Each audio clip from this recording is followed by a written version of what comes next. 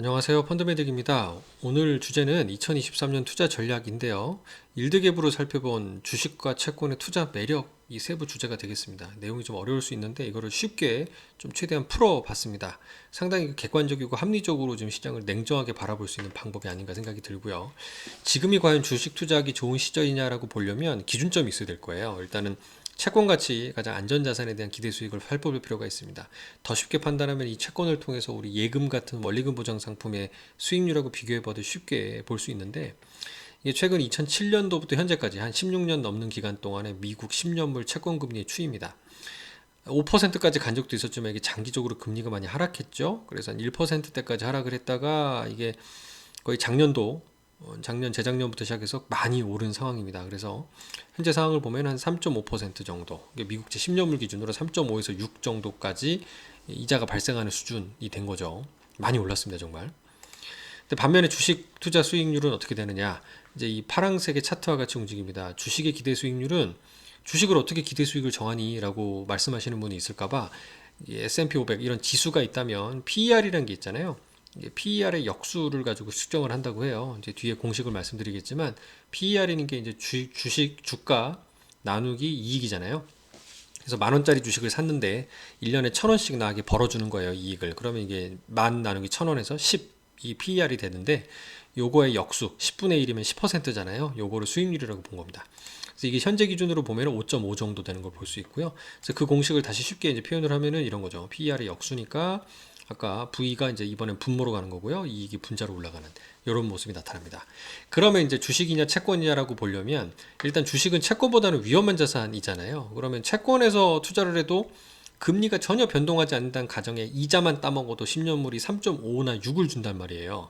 그럼 그거보다는 많이 수익이 나야지 주식을 할 만한 거 아니겠습니까? 그럼 지금은 얼마예요? 5.5가 5.5에서 6 사이니까 그래, 채권에 투자하는 것보다는 조금 수익이 더 나기는 하네요. 한 2%포인트 정도죠. 그래서 이 두 가지의 갭을 보면은 주식 할 만한지 채권 할 만한지를 쉽게 볼 수 있다는 거예요. 더 다시 얘기를 하면 이 주식의 기대 수익률, 투자 수익률에서 빼기 채권 수익률을 빼보는 겁니다.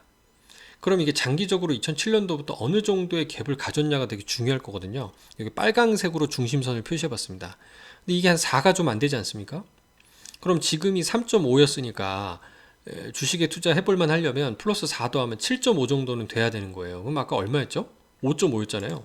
지금 실제로 한 2밖에 안 됩니다. 그럼 채권 대비 주식 투자하기에는 기대 수익이 그렇게 높지 않다는 거예요. 한 4%포인트 정도는 좀 더 나야 투자를 할 만할 텐데 지금은 2밖에 안 나면 굳이 요거 더 먹자고 주식을 할 거냐, 차라리 안전자산인 채권에서 해놓고 이자 받는 게 낫지 않느냐라는 게 자연스럽다라는 겁니다. 그러면 주식을 언제 투자할 만하냐라는 거죠.